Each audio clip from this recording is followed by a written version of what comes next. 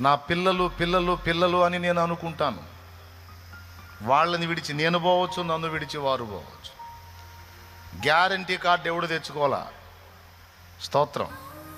నా భార్య నా భార్య నా భార్య నా భార్య, ఓకే. నిన్ను వదిలి ఆమె పోవచ్చు, ఆమెను వదిలి నువ్వు పోవచ్చు. ఎవరు కార్డు తెచ్చుకోవాలా? దేవుని దగ్గర నుండి.